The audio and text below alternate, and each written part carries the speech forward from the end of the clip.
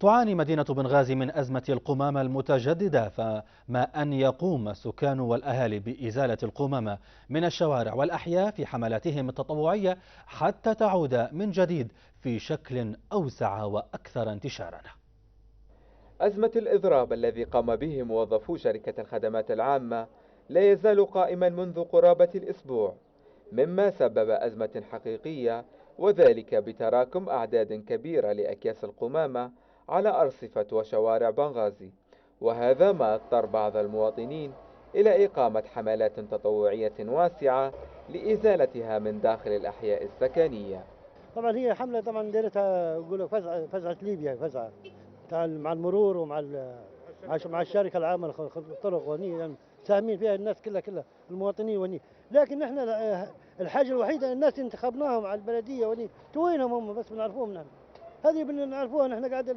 القمامه يعني مرض، هذا بصراحه مرض يعني الناس، ومدرسه هنا قدامنا. يعني شاركنا المدرسه واولياء الامور وكلها في الحاجات هذه كل سنه. يعني نتمنى ان شاء الله خير للبلاد نحن، والله نتمنى كل خير للبلاد، لكن نخدموها نحن اهل البلاد هم اللي يخدموا البلاد توا.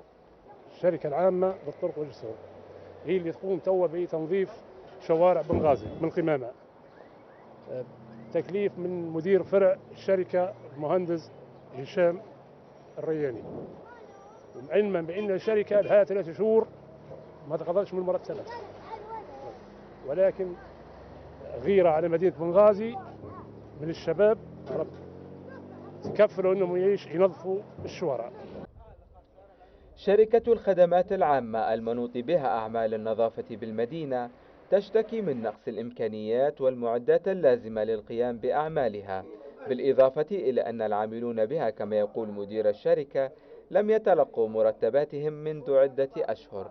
مشكلة شركة الخدمات العامة بنغازي من أول ما قامت الثورة ونحن نعاني في مشكلة المرتبات بها.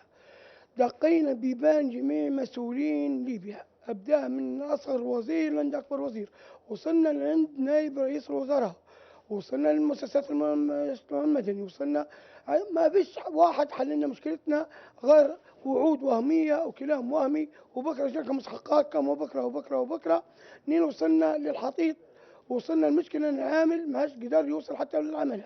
انت شوف اسرتك شنو بيكون وضعك قدام لما انت تطلع من الصبح عمل على مدار الساعه يومي، انت تشوف في بنغازي قدامك. يعني شركه الخدمات الرقعه الجغرافيه اللي تقوم بها من سيدي عبد العاطي الى سيدي خليفه، بالاضافه الى قمينس وسلوك مع انها مجالس محليه ثانيه، كذلك في الوقايه الصحيه اللي هي المقابر، الرش، بالاضافه للحدائق، المنتزهات، هذه كلها شركه الخدمات العامه.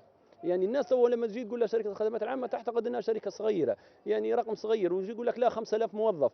هي ال 5000 موظف لما تشوفهم مقسمين في اداريين، فنيين، عمال نظافه، ميكانيكيه. في ظل استمرار إضراب العاملون بشركة الخدمات العامة تزداد يوميا أكوام القمامة على أرصفة وطرق بنغازي، مما ينذر بكارثة بيئية خطيرة، وذلك دون أن تلوح في الأفق أي بوادر لحل هذه الأزمة. عصام جد الله، ليبيا لكل الأحرار، بنغازي.